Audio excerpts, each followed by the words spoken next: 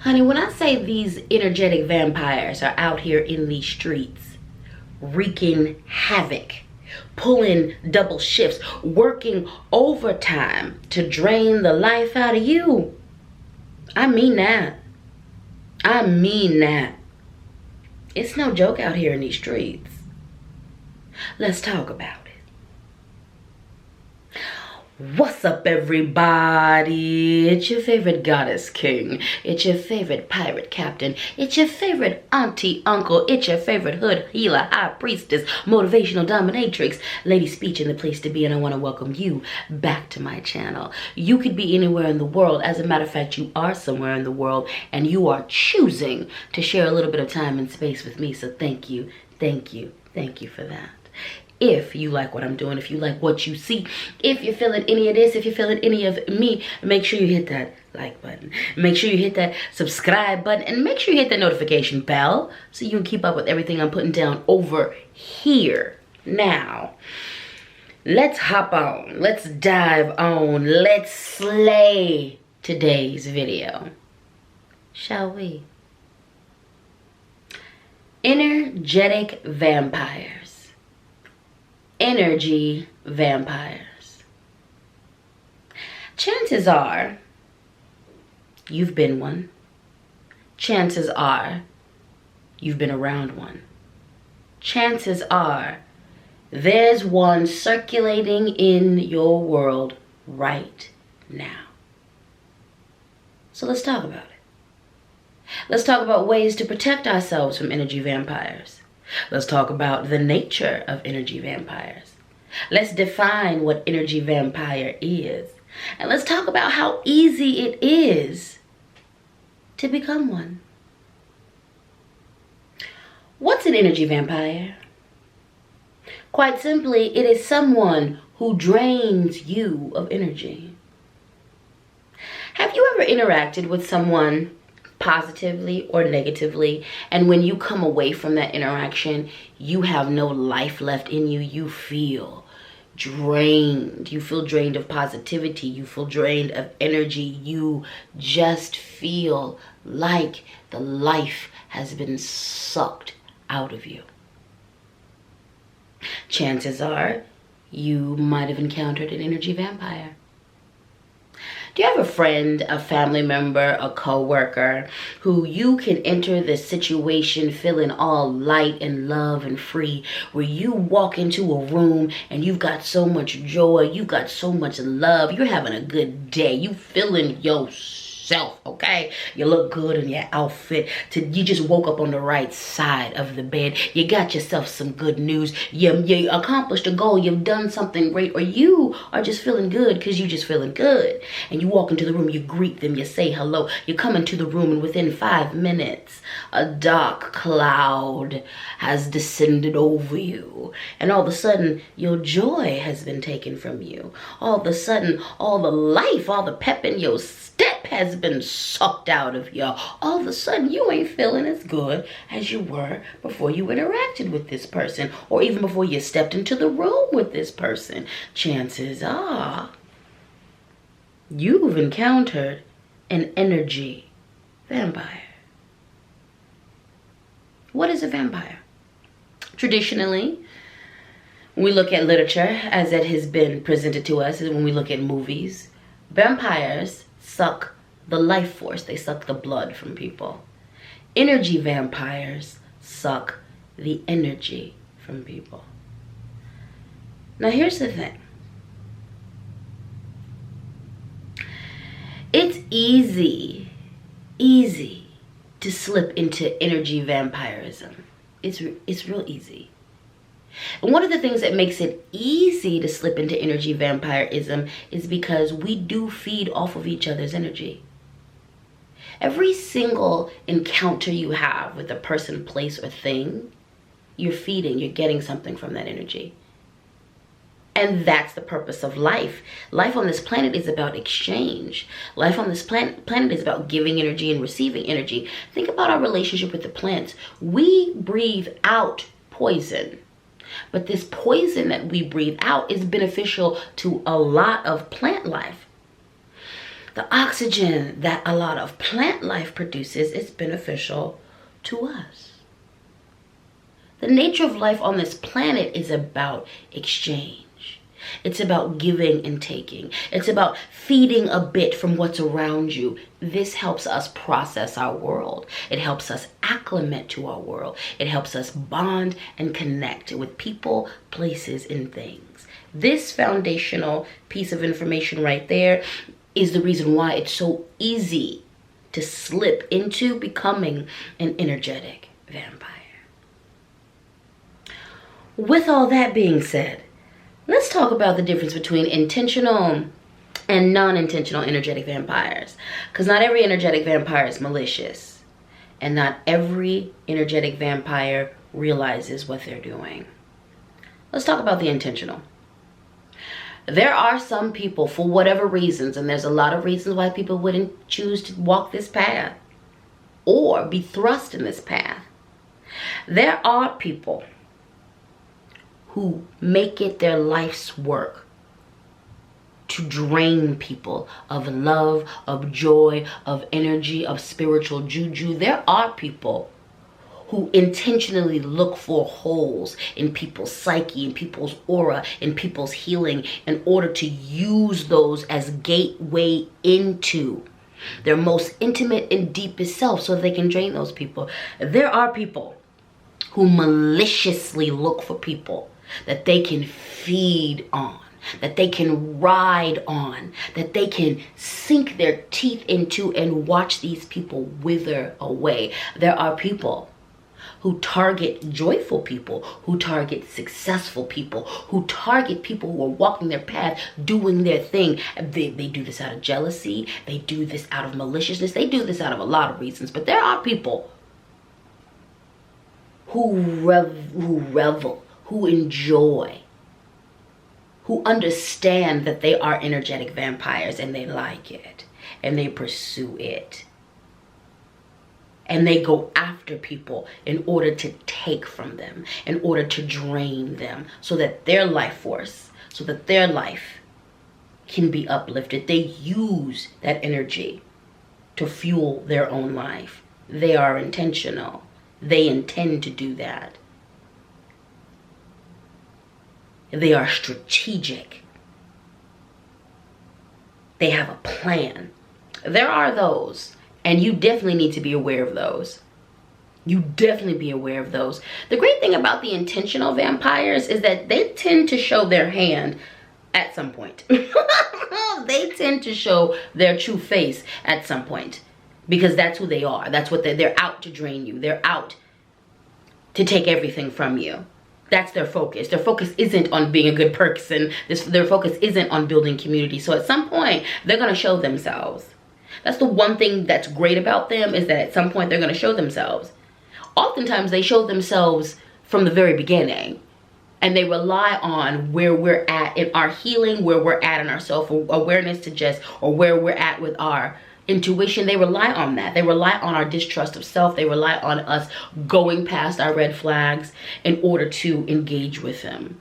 But the one good thing about the intentional energetic vampires is that at some point they're going to show themselves. At some point their patterns are going to show themselves. Let's talk about the unintentional energy vampires. I feel like a lot of energy, the energy vampires that get the most attention are the ones that are intentional. But let's talk about the unintentional. Let's talk about the everyday energy vampire. Let's talk about the energy vampire that's not malicious. Let's talk about the energy vampire that wants to be a good person, that is a good person. Let's talk about the energy vampire that is trying their best. Let's talk about that. Because that's a category that a lot of us have fallen into in our past and can still fall into. Let's talk about that. How does one become an unintentional energy vampire? By not healing. By not healing. By denying trauma. By denying pain. By denying emotions. By denying needs, wants, and desires.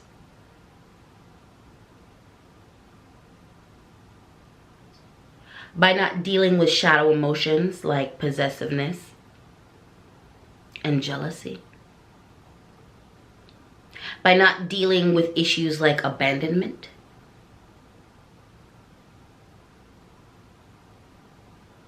It's easy to become an energetic vampire. A lot of energetic vampires that you encounter stumbled into it. Their needs are not being met. They are not being poured into. They don't know how to pour into themselves. They don't know how to seek community or build community. They don't know that they need to build community or seek a village that's going to pour into them.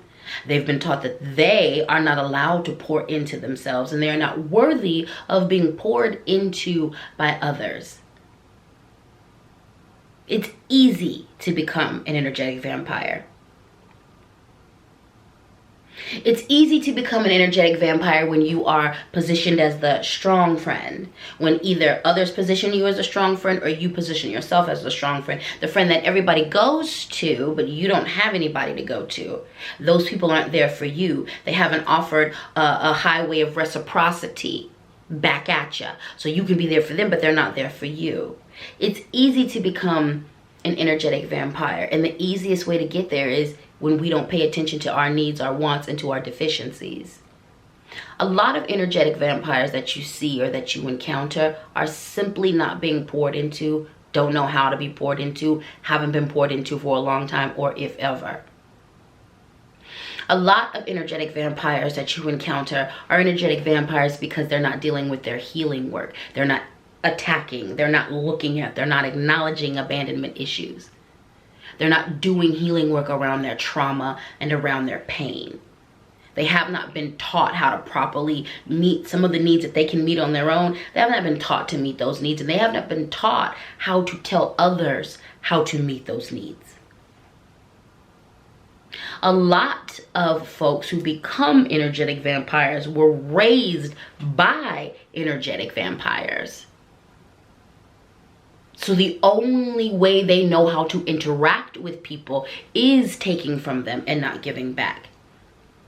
The thing about vampires is they have a reputation for taking and not giving. They have a reputation for taking, draining the life out, and just leaving a lifeless corpse behind. And a lot of us were trained that way. A lot of us were born into families that just took from us. They took our gifts, they took our joy, they took our love, they took our trust. And they gave us back dysfunction, pain, and trauma. It's easy to become an energetic vampire. It's easy. As a matter of fact, most of us, at least in our teens, or at some point before this frontal lobe is developed, most of us spend some time being energetic vampires. And when you think about it, babies are energetic vampires. You don't come into this world knowing how to love. You don't come into this world knowing how to have compassion. You come into this world helpless and in need of care, in need of lessons, in need of shelter. You need other people to care for you. You are reliant on people pouring into you and giving to you. And all you really have the ability to do as a child, as a baby, is take. And that's really all your job is. You need to take. You need to take in knowledge. You need to take in information. You need to take in your environment. You need to take in all these things so you can learn how to be a good person. You can learn how to be a person so you can learn how to interact with your environment and survive. You have to be taught how to give back. You have to be taught how to love. You have to be taught how to share space with people. You have to be taught how to live in harmony with people. You have to be taught that. You have to be taught that. Some of us get those lessons. Some of us get the lessons and how to return and give reciprocity. Some of us get lessons in reciprocity. Some of us don't. Some of us get lessons in being poured into. Some of us don't. Some of us get lessons in what it is to be supported and how you become a support to others. And some of us don't. And these lack of lessons heighten that probability of us falling into energetic vampirism. Not everybody who's an energetic vampire is malicious. Not everybody who is an energetic vampire means you harm. Now, does this mean that you should let them continue to feed off you? No. Is this an excuse to offer yourself up as food to these people? No. Is this an excuse to let people continue to drain you simply because they might not be aware of what they're doing, they might not know what they're doing? No. But what this is an attempt to humanize folks, an attempt to also get us to see that we have more than likely been that in some situations, when we felt like our needs weren't getting met, or when we weren't attending to our healing, or when our issues became bigger than us and we couldn't see ourselves from the outside. We couldn't see how we were draining people. We couldn't see because we were in the thick, we were in the seat of our needs not being met. So we couldn't see how we were acting with other people. It's easy to be this. And if you haven't been this, which more than likely you have at some point, you will at some point be this, because nobody's perfect. And like I said in the beginning, the very nature of how we are all interconnected, how we need each other's energy, how each other's energy does feed each other, how we need that. That foundation, coupled with colonialism, coupled with lack of resources, coupled with the fact that a lot of us weren't raised correctly, that cocktail makes it easy for all of us to dip our toes in the pool of being energy vampires. Know this so that we can heal this. Recognize this so that if and when you are in that position of the energy vampire, you can bring yourself out of it. Recognize this when one of your friends or your loved ones is in that position, because sometimes our loved ones become energy vampires. And there are times when we don't need to distance ourselves. We don't need to break that relationship, but we might need to create some boundaries. There are times that you do need to cut yourself off from an energy vampire, especially when you're dealing with someone who's an intentional energy vampire. But there are times when it's not intentional. And what that person needs is attention called to what they're doing. What that person needs is firm boundaries so that they can stop being an energetic vampire. What that person needs is a friend to help them get up under that issue so that they can address why they are being an energetic vampire. There are times when you recognize the vampire, who it is and where they're coming from, and you need to completely take them out of your life. And there are times when other actions are needed. Why is it so easy for us to fall victim to energy vampires? One of the reasons is that a lot of us, actually most of us, were raised to be food for others to feed on. If you participate in a capitalistic society, this is the case. We are all raised to be someone's food. If you were raised in a society touched by colonialism, this is the case. We are all raised to be someone's food. Now, that's from a societal level. We all get this indoctrination. But then let's bring that down. Let's bring that down to the familial level. There are some people who are raised by energy vampires, who were raised by folks who all they do is scavenge and feed from people's energy. And if you happen to be raised by those type of people, then you were more than likely raised to be food for them.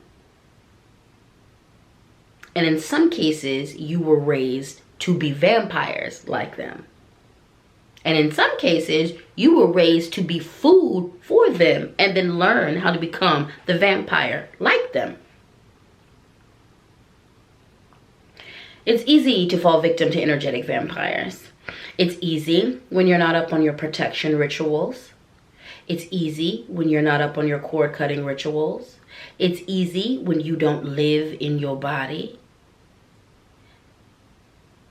when you don't exist.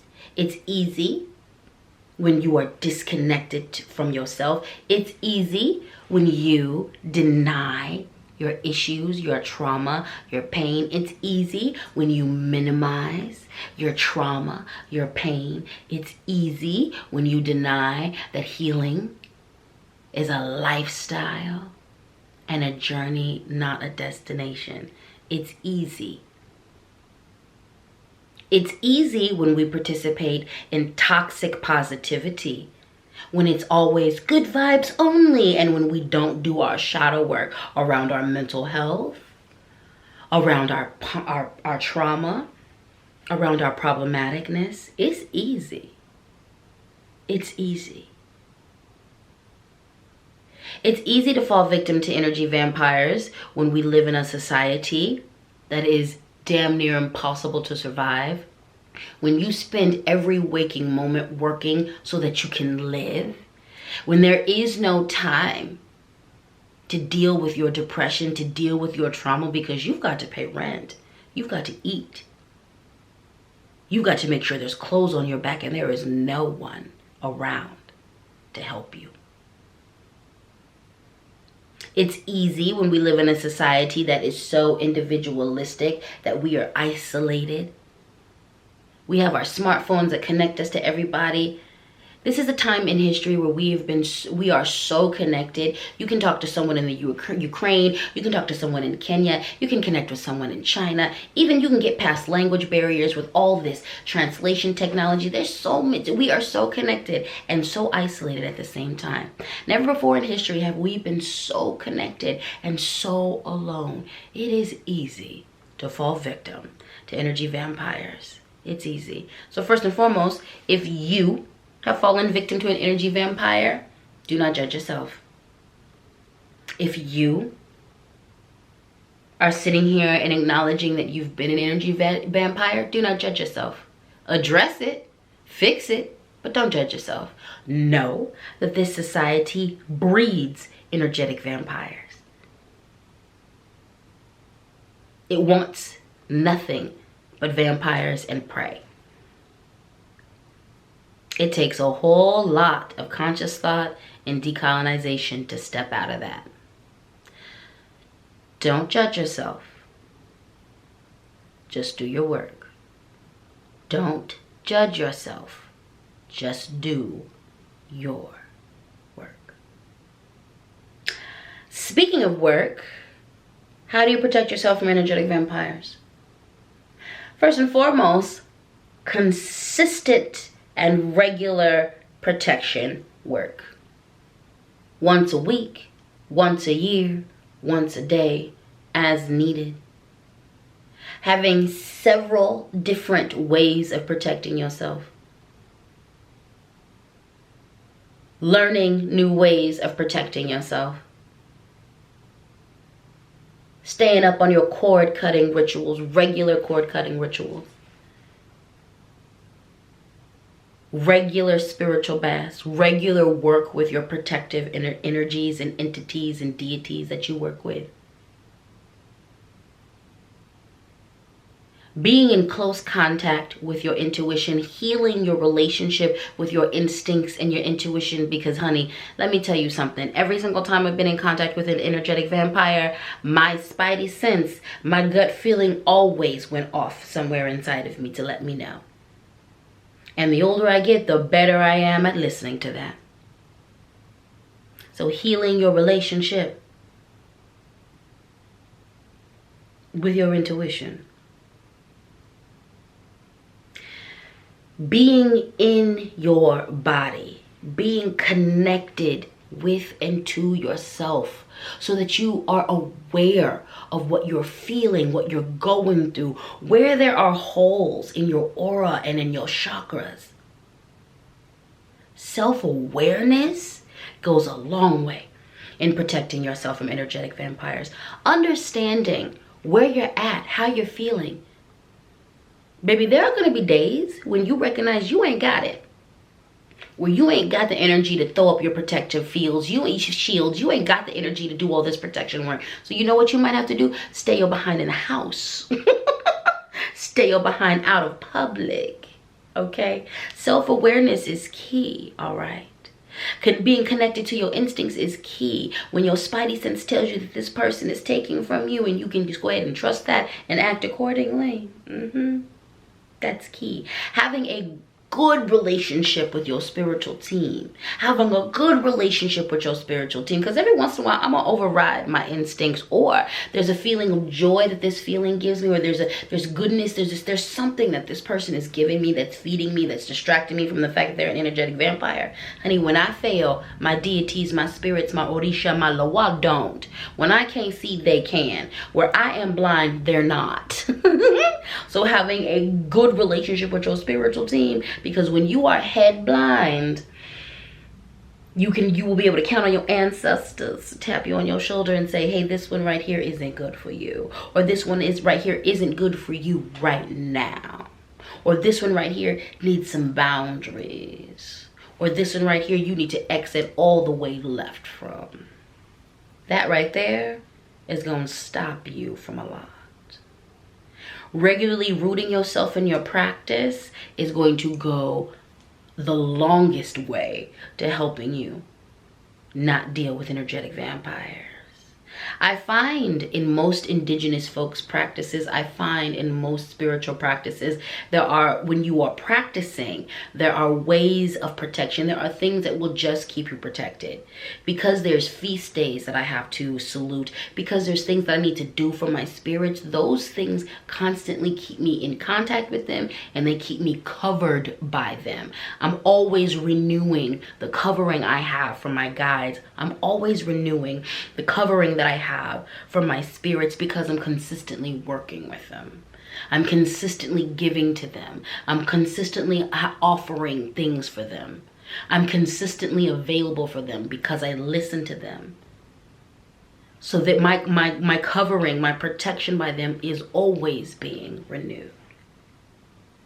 My force field, having a force field, goes a long way to protect yourself against energetic vampires. For those of you who know how to create force fields, do so. I might do a video about that at another time. We're not going to get too deep into that right now. But creating force fields and programming your force field to protect you against energetic vampires goes a long way. If you have an energetic vampire that you live with, or that you work with, or that's in your family, that you just cannot, you have to deal with them, you have to interact with them, honey, up on your amulets. This goes back to your protection energy. You need to have 1,000 ways to protect yourself. Baby, from crystals to tattoos. There are certain tattoos that are on my body they're exclusively for protection. And that's so if I'm unconscious, if my mind is altered for whatever reason, if I am just not in my body and can't get back in, these tattoos protect me. So the more resources that you have to protect yourself, the more you pursue your healing. And I think that's the biggest thing right there, is pursuing your healing. The more you pursue your healing, the more you treat your healing like it is a lifestyle, like it is a journey. I've been saying this for well over 10 years.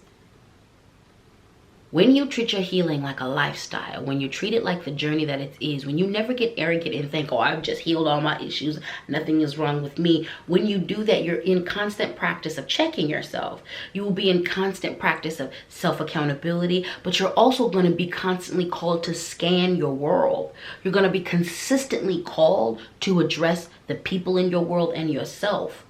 So there will come a moment, a time, when that energetic vampire, even if you haven't seen them, if you're consistently doing your work, they gonna come up. They ticket gonna come up and it's gonna present itself in front of you, and you'll have an opportunity to deal with it.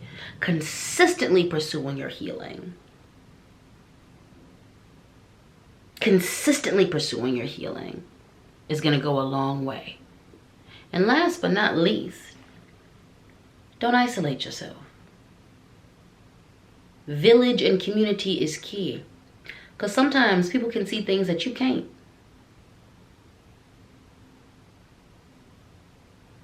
You know, I had an old friend who back in the day told me about two of my good friends back in the day, and he was just like, something is off. I'm not telling you that you shouldn't be friends, but this one is feeding off of you.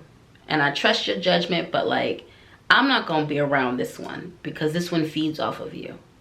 And they feed off of everyone. Boy, I didn't get that message till 10 years later. But I'm grateful that he told me that.